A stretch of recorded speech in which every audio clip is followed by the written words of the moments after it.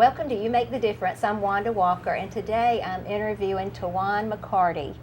Tawan has been in sex trafficking, a victim of sex trafficking, and she has recovered and has a home called the Well House in Alabama, where she's helping rescue other young women.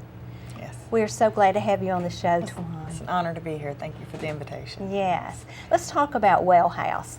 Tell me what that's about, and tell me how many women you have served through Well House. Well, it was a vision from God in 2010 that He told a big mouth that I couldn't say anything for about 6 months. And so my first rescue was January 28, 2011. I've rescued as young as 13 and as old as 59. Yes. Out from all over the United States. And around 200 people? Over 200 women. And we have about 20 women in our programs now. Our youngest is 18 and our oldest is 56. Yes. So. Okay. Let's start. The Well House started out of your story. Yes, it did. I didn't even realize I was a victim of trafficking then. And really? I did not know it. I was just, in my mind, I was, and pardon the words, I was just a prostitute, a whore, and a dope fiend because I had been blamed for running away, my behavior, and it was all my fault. And so even as a child, it was my fault. And so when I met my first pimp at 15, because I'd run away, it was blamed on me.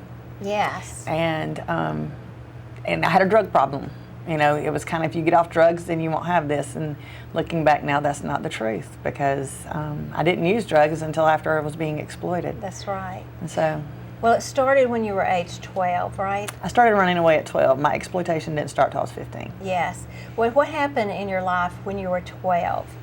I realize now, looking back through counseling, that I was not only running from something, but running to something. Healthy children from healthy homes don't run away. And so I was reaching out and reacting to not being able to deal with what was happening in my life. And my first time I was raped, I was 12. Yes. And I was blamed for it. So it was really detrimental to me because I didn't understand. I was 12. And it's taken me having my own daughters to look at them going, you couldn't have consented. Right. That was rape. Right. And to be able to realize that. So. And so that happened in your own neighborhood, right? Mm-hmm. Was it by someone you knew? Mm-hmm. It was. Yes. And so did you share that with your mother? Oh, she knew. Yeah. She knew? Yes. Okay. The social worker I had at the time asked me when the last time you had sex. And I just thought I was marked. As a social worker myself, I realized that 12-year-olds can't consent. Right. So that question shouldn't have ever been posed to me at 12. Yes. And did you have a dad in the home? My dad was in and out of prison my whole life. He actually died in prison a few years ago. Yes. So do you think that it would have been different if you had a dad in the home? Absolutely. There's two common denominators I found in all the rescues I've done. Number one, it never ever starts as an adult, ever. Mm-hmm. She becomes a criminal when she's 18. And nothing changed from the day before when she was 17 till the day she was 18, but then she becomes a criminal. That's the first thing. The second thing is the father is not present. If he is present, he's emotionally unavailable and or he's the abuser. Yes. Yes. And so, we've done some programs here and really emphasize the need to have a healthy, godly dad in the home and what a difference that would make in children's lives. When I do speaking engagements that I have a lot of men in the audience, I preach to the men. Yes. That he needs to take her on dates. If he has a daughter or a granddaughter, she needs to know what a Christian man looks like, because if not, then we're doing a disservice to her, and she's going to find someone that she thinks is loved to love her in the best way she knows how. So you had run away from home and you were on the streets of Atlanta. The first time I ran away when I was 12, I ran away from Carrollton, Georgia, and wound up in Birmingham. Oh, really? I really did. Yeah. Wow. I know. It was I look back now and thinking that was God ordained me to kind of be there to begin with. Because that's where your ministry is. It's where it is, yes. Yes. How about that? Yeah. Okay, but you were on the streets of Atlanta when you were 15. I was. And that's when a man approached you who was 30. Yes. Tell me about that. I knew he was a pimp. I'd run away enough. Between 12 and 15, I ran away so many times that I had kind of perfected it by 15, that I knew where to run and stay gone longer. But I hadn't stayed gone long enough at any point to be exploited until I was 15. And he took me back to the apartment. There were 4 girls there. Two worked the streets and the truck stop, and two worked in clubs. And so one of the takeaways I want people to have from every time I speak is that prostitution, pornography, and adult entertainment or strip clubs are never choices, even if she's saying she's choosing to. Yes. Okay, so at first he treated you better than the other girls in the house? Yeah, he had me selling drugs Yes. every night, and actually made the connection about 6 months ago with my counselor that I was selling drugs to the other girls on the streets. Oh, really? Didn't cross my mind at 15. Yes. So I thought he loved me more. Yes. And we each had a quota to make. We had family meetings every week. It was healthiest thing I'd ever seen. And we all had a certain, we supported the family in certain ways and brought in X amount of dollars, whatever that was. And one particular night he sends me out to sell drugs, and there's not enough drugs to make quota. And so the tables turned. And so since you didn't have enough drugs to make quota, what happened? I started selling myself Yes. immediately. I was already out there with the girls, so it wasn't hard. All right, there's a group that I want to talk about, and that's Truckers Against Trafficking. Yes. Tell me about that group. Absolutely love the group. That's Kyla and Candace and their family that have started it. They are actually training truck drivers across the nation and the trucking industry, the truck stops, as to what to look for, because a lot of times in the truck stops, they're teenage girls. Yes. And so those truckers, I guess, when they see the girls, then what do they do to reach out to the girls? Well, a lot of them have the TAT, which is Truckers Against Trafficking's sticker on their window now that has the national hotline number, which is 888-373-7888, and they'll talk to them about, ask them their age and stuff. And there's been some girls that have been rescued because truckers have reported it. Yes. Yeah.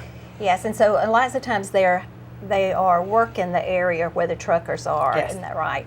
Yes. Okay, so tell me about your life during that time. I know that you suffered some abuse. Tell me what happened. My face has been beaten. I've been beaten so much my face doesn't bruise anymore. There's this portion of my face has no feeling right here. I have a little tingle here. Had so much structural damage that we had to pull all of my teeth. And these are plates. Oh, wow. I've been burned and beaten, left for dead. If I told you who put the scar above my right eye, you would recognize his name. And how would we recognize his name? Because he's a national celebrity. Okay. Still. And he had a championship ring, right? Mm-hmm. He did. Yeah. He did. And that's what left the scar above. That's what broke my eye open.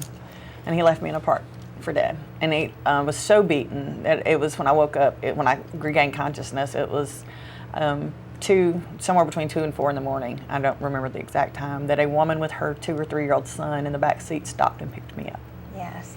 And so when a woman is having to work out on the streets, how many men will she service? Up to 30 a day. Up to 30 a day. Yeah, so it's not too long after, probably about 48 hours after I started being exploited, having to sell myself, that I began using those drugs.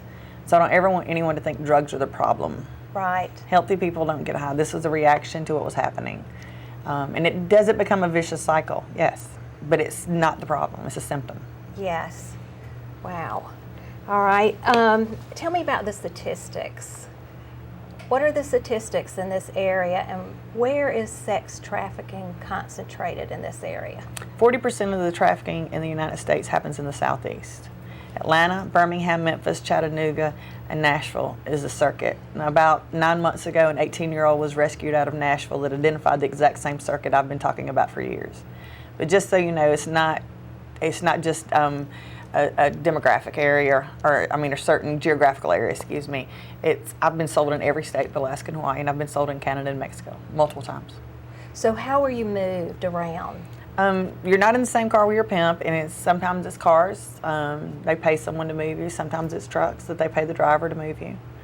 And I don't want people to think you're going from big city to big city, because you're not. It may take you 2 days to get from Atlanta to Birmingham because you're stopping at every single exit. And so what are the relationships like that you have with the girls that are also being trafficked? The ones I have now? No. Then? This competition, because that's just kind of the way family works. Sisters even in normal families fight. Yes. And vie for the attention of a parent. So there's a competition, but there's also a bond too. I had some friends that were murdered in Atlanta that their names were never put in the paper. Wow. And so what about escaping? Did you ever think about escaping? Because I suffer from Stockholm Syndrome, or have suffered from Stockholm Syndrome, and my PTSD is worse than a Vietnam veteran, escape wasn't an option. Psychologically, there was nowhere to go. There was nowhere else to go. Where else you were told that too. Oh, absolutely. And you saw it, right? You saw that people walked right by you, or were probably aware of what was going on, but didn't reach out to help. No, it's because it's your choice. Yeah. Our society perpetuates that problem. We blame her. It's very similar to the domestic violence fight 35 years ago. Yes. Well, she married him. Why doesn't she just leave? Yes. And the statistics now have shown that it takes about 7 times for a domestic violence victim to leave. It takes us about 11 because the Stockholm Syndrome and the trauma is so much deeper. So how did you get out? The first time, well, actually both times I was arrested and didn't call. So my first time I got out was in '97. And you went back? And well, I got out and got a bachelor's degree and began working on 2 master's degrees, and was relapsed on the drugs and was re-exploited in 2006 and 7. How were you re-exploited? Because I didn't know Jesus then. Didn't know Jesus? Didn't know Jesus. That's just the bottom line. Yeah. Of it, yeah. And so did you reconnect, or did they? Once the drugs are involved, like I said, it becomes this vicious, ugly cycle. It doesn't take that long. Yeah. Yeah. Yeah. It's not at all. Yes.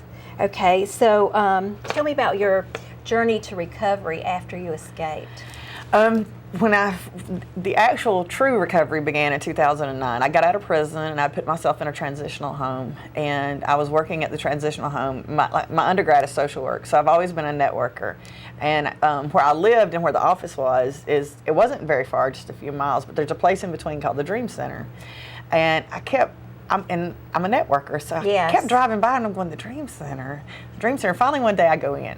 Now, I have recently found out that my beliefs were backwards, because I've always liked God but never liked Jesus. Oh, really? and then someone told me a few days ago, they were like, "Tawan, most people like Jesus and don't like God." And I'm like, well, I liked God. But anyway, so I walk in, and this beautiful lady, like drop dead model gorgeous, behind the counter, and we start talking. I said, "So what do you do here?"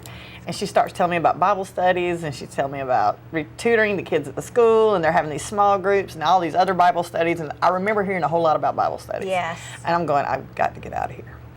And so I'm trying to be respectful and let her finish. And she said, I'm trying to reach out to the prostitutes in the area. And I went, what are you doing? Because I was like, what are you doing? You're beautiful. You're like this sweet little Christian lady. What are you going to do out in the streets?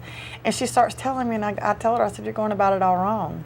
And I said, I can give you a few pointers. And so I start talking to her, and she's like, hold on. And she gets this yellow pad of paper and sits down. And 2 hours later, she looks at me and she says, how do you know this? And you ever had one of those moments that you like spit something out of your mouth as your brain's telling you no? And I said, I used to walk those streets. Yes. And that began our relationship. And she never asked me, she never said, you need Jesus. To this day, she's never said that. She's asked me, did I have a relationship with God? Yes. And so my answer was yes. Yes. And she asked me, would I help her?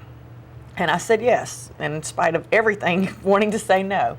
And over just seeing her and her love and feeling her love and her just unconditional love of me, I met Jesus. Yeah. And my life changed. And people began hearing about what we were doing.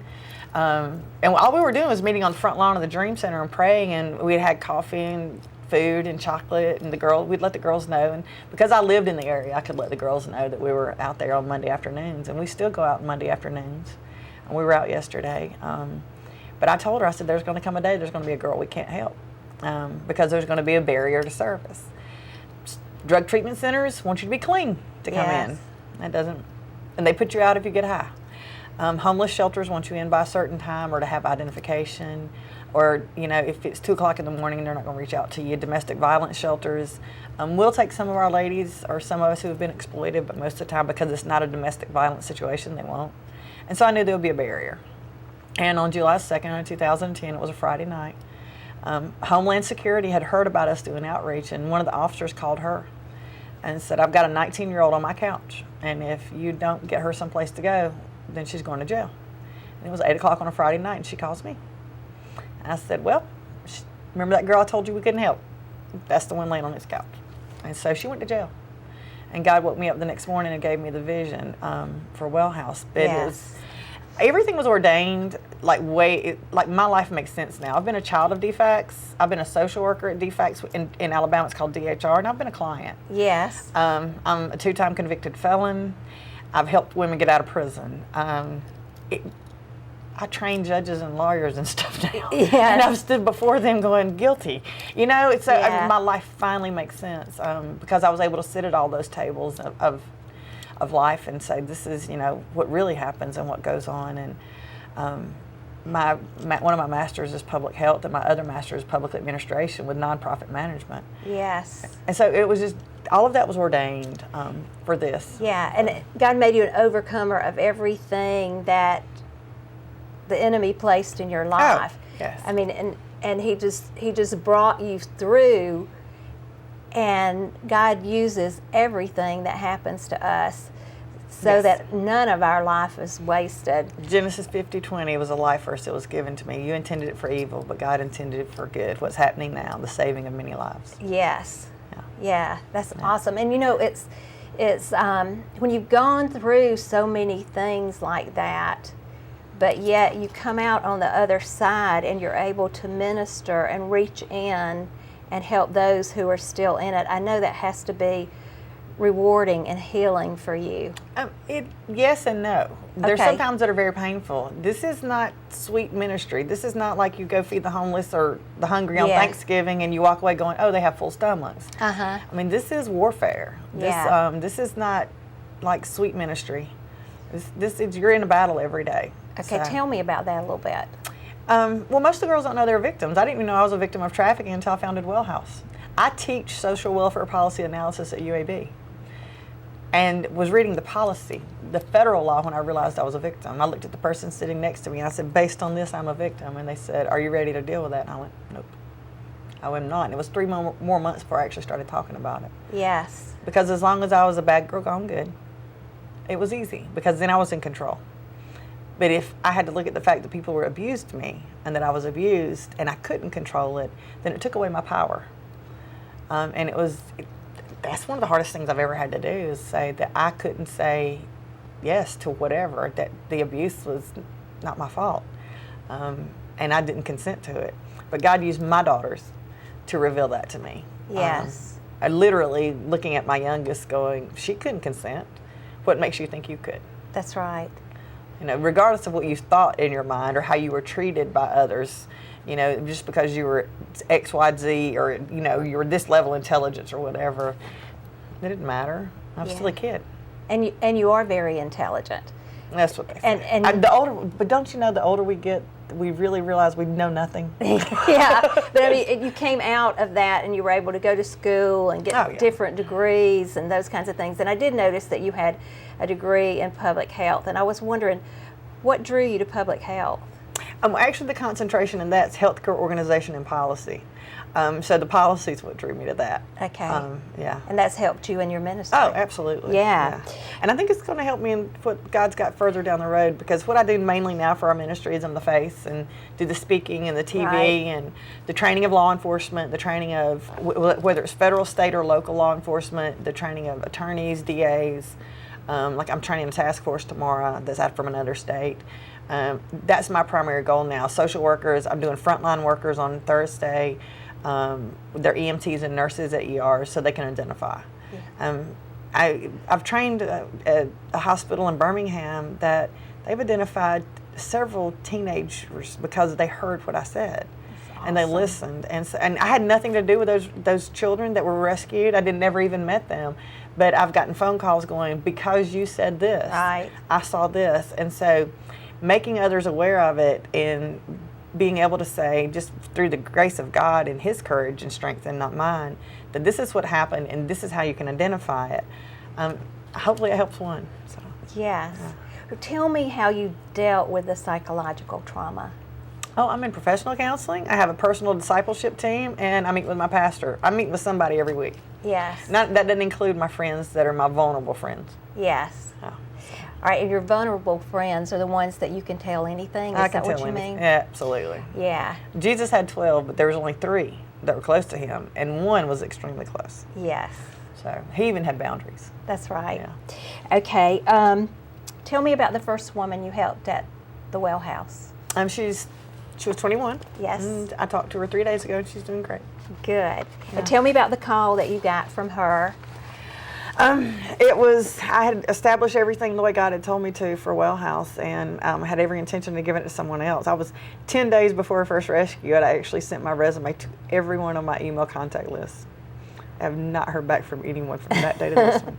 They've responded on other emails, but not that one. Yes. And 10 days later, I got a phone call, and it was a really crazy thing. It started from an email out of Greece. That connected me to Detroit, that connected me to San Francisco, that connected me to Los Angeles, that connected me back to Detroit with a woman whose daughter needed help, and they thought she was in Alabama, and she wound up being in Florida. But I was able to get her to us the next day, but I had $33 in the bank. I was on food stamps, feeding my family. Wow. And couldn't even buy a bus ticket. I had to get someone else to buy the bus ticket. And a month before that, on my 40th birthday, which is December 14th of 2010, I'd had a meeting with a executive director of a ministry, and he said, I'll give you office space and housing for your ladies.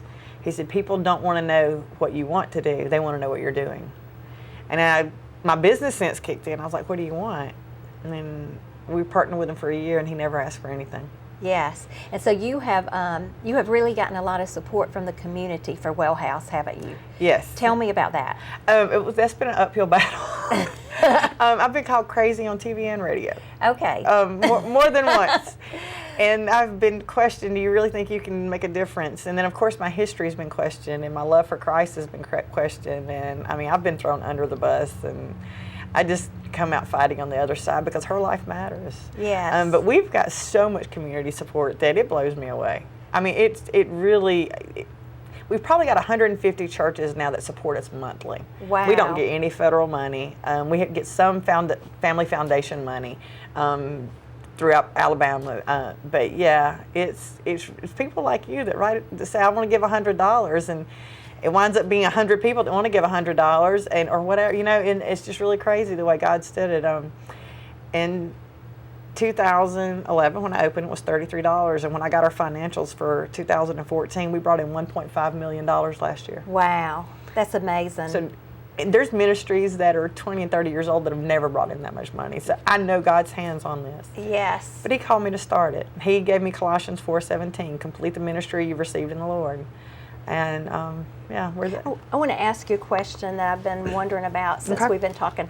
Are you ever afraid, like when you come on TV or you do outreaches, are you ever afraid that?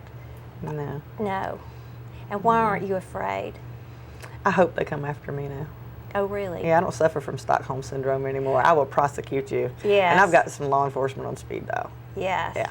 And I wonder if Psalms 91 is one of your favorite passages. Actually, Psalm 51 is more of a favorite passage. Tell me about that. That's where David had Uriah killed with Bathsheba. And I didn't find out. I was actually with my discipleship team when I realized that Bathsheba was Solomon's mother. Yes. And he had cried out because we're all fallible. And what we tend to do is not forgive ourselves. What we don't realize is when we're not forgiving ourselves that we're saying we know better than God because he's already forgiven us. Yes. During that time, though, is when David, his heart plea was, I know I'm faulty. I know I am the worst. I mean, even Paul, and he was at first he was like, I'm the worst sinner, and then he became something else, and then became the chief of sinners, like before he died. And I think the closer we get to God, the more wretched we realize we are. And in Psalm 51, David, I think he pours his heart out and he says, I'm a murderer. I'm a liar. I'm everything, and you really want me? And that's kind of the way, because in my mind, I told you I was just a prostitute, a whore, and a dope fiend. And you really want to use me?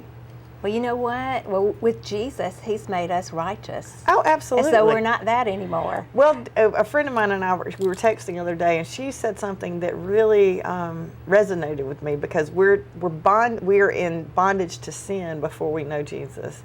But once we know him and have met him, and regardless of what we do, we're in bondage to goodness and Savior and safety. Yes. And I think we lose sight of that because we may make a mistake or have a behavior or something that society, we look at sin in society as behavior. Yes. Sin's not behavior, sin's of the heart. Yes. it's a heart condition. Yeah. Yeah. So, wow. All right, now the volunteers that reach out to the women, you talked about you get out on the street and you have tea and invite the ladies there. But if you're really going out to do an outreach to them, is that how you do it, or is there a Now it's certain different. strategy? Tell me the now strategy. It's different. It's now we just go into the streets as a group. It's special ops Monday afternoons at 1 o'clock. Hopefully to start a few more special ops soon, but just go out and we have different platoons, and because there's usually a group of, I think yesterday we had 25, 30 people, give or take. And so your first one are the ones who actually walk up to someone and start talking to them. The second one has supplies, because we have like the trial size hygiene products, Bibles, just different little things that someone may need. And then we have a back team that's the third platoon. It's the prayer team. It's just who's looking like at the perimeter of everything. But we also have plainclothes law enforcement with us every time we go out. Good. Very godly Christian man, love him dearly. Got a couple of bikers for Christ that are always security too. So there's always some security out with us, just for safety purposes, for liability reasons. But it's a lot different than what it used to be, and so we do what we need to do. Yes. Now you have a friend, Roxanne Richardson. Yes. Lisa Roxanne Richardson. Yeah, she goes by Lisa. And tell me why she is your hero. She is the woman who changed my life. She's the one that was sitting behind the desk at the Dream Center and loves me unconditionally. Yeah. She's never judged me. She portrayed and gave me an example of a Christian woman. Not this vision we have of a church woman, a Christian woman. I know her faults. I know her mistakes. Yes. But I also knows that if I call her at 2 o'clock in the morning, she knows it's an emergency, and she's going to be right there. You know, she's always there and loved me unconditionally, supported me wholeheartedly, never judged, never condemned. I mean, there's never, now she's called me on the carpet. Yeah. But she's never judged or anything. That's So, great. Yeah. Now, if there are victims out there right now, what is your advice that you would give them? We have a crisis line that's 24/7. It's 800-991-0948, and you can call that 24 hours a day, 7 days a week. Okay. Yeah. And I would just like to thank you for coming on the show. It's been a pleasure. Thank you. Yeah, and you're truly an overcomer and somebody who makes a difference. Thank you. And I would like to thank you for watching You Make the Difference, and to remind you that whatever you do for Christ truly makes a difference. We'll see you next week.